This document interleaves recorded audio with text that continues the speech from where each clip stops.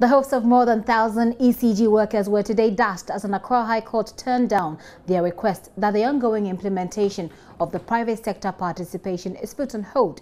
The workers dragged the government to court, insisting they should be paid redundancy packages as the implementation of the Millennium Challenge Compact will see workers of the company transferred to the private company that will be managing ECG.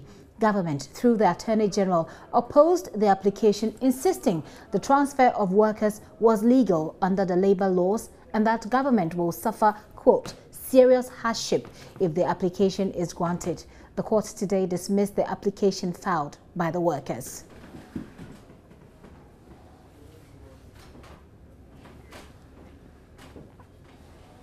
Away from ECG, the National Petroleum Authority continues its clampdown on fuel stations who have failed to adhere to safety protocols. 45 fuel stations have been already shut down as a result of the ongoing risk assessment tour in the country.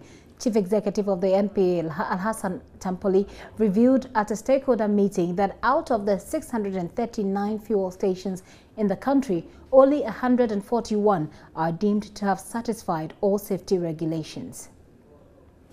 Following a cabinet meeting held on the 12th of October 2017, the NPA has intensified its monitoring and inspection activities in collaboration with other agencies, including the Ghana Fire Service, Environmental Protection Agency, Factories Inspectorate Department, and the Town and Country Department.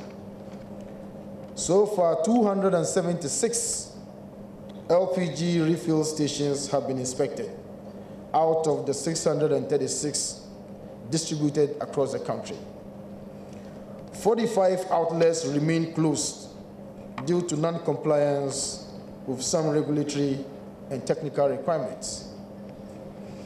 37 outlets have been marked for closure when the level of their stocks reduced to levels within the safety zone.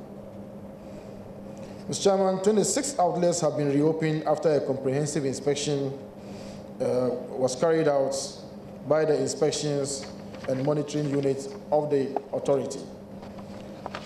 To date, 114 outlets were found to be in full compliance with the prescribed safety standards. Out of the 636 registered number of LPG filling stations across the country, 54 are not in operation currently.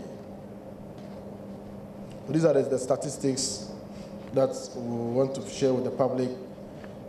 Probably we should be doing this some more. We've been doing this over a long time, but I think it's about time that we start sharing some of this information with the general public. Mr. Chairman, further to the above, the authority has constituted a committee to oversee the activities of a task force that will undertake a comprehensive risk assessment of the existing LPG infrastructure in the country. The criteria for categorizing the stations into low or high risk will include the following. 1, siting of the station. The compatibility of the station with surrounding activities will be physically assessed to inform the ranking of the facility, and the station must also meet the required minimum safety distance. It becomes a challenge when you have a station which has been in existence for sometime 20 years, having been hemmed in by residential accommodations which have been lawfully granted by the appropriate authorities. The question to ask is, who came earlier? If we have to move, who should move? Is it the station or the people who came to meet the station? That becomes a dilemma for the authority and government. Hassan Tampoli heads the NPA. Meanwhile, Deputy Minister for Energy, Dr. Mohammed Amin Adam, is calling on metropolitan, municipal and district assemblies to stop commercial and private developers from building close to petroleum and LPG filling stations. Dr. Adam believes that it is unfair to ask such stations to relocate in cases where they were built before any other development in their immediate vicinity started. But operating at the very end of the petroleum value chain, our proximity to human populations, their health and safety, and consequently their property, place on us the duty to be more responsible. The recent petroleum-related explosions should remind us vividly about the enormity of our responsibility. Mr. Chairman, in spite of the dangers of poor safety and regulatory regimes, our regulators continue to allow special interests to undermine their enforcement of safety regulations, putting the lives of people and property on the line, and consequently projecting the petroleum industry as most insensitive, irresponsible, and only motivated by profits. Ladies and gentlemen, we must act now. Sometimes these installations are already there before we build our structures near them. And so in most cases, the consuming public and other users of land often disregard safety warnings and operate near petroleum installations or building structures close to such installations. They then turn around to request the MPA to close down such installations. This is not acceptable.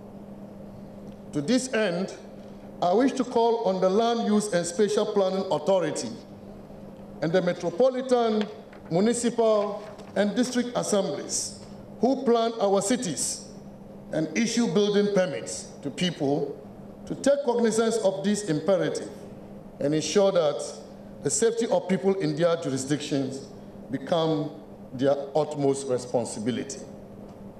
The MPA is hereby directed to work with the local government service and the Land Use and Spatial Planning Authority to address this disturbing phenomenon.